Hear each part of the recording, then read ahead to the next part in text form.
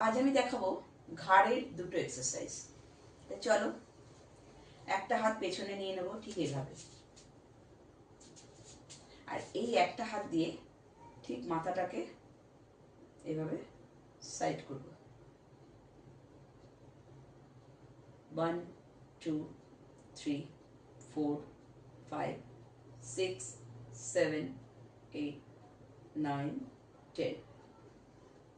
আবার অপোজিট হাতটা এভাবে পিছনে দেব, আর এই হাতটা দিয়ে আবার এভাবে করব। 1 2 3 4 5 6 7 8 9 10। নেক্সট মাথাটা এইভাবে রাখবো, রেখে একদম মাথাটা উপর দিকে করে দেবো, উল্টো দিকে করব। 1 2 3 4 5 6 7 8 9 10। আবার বলবো 1 2 3 4 5 6 7 8 9 10।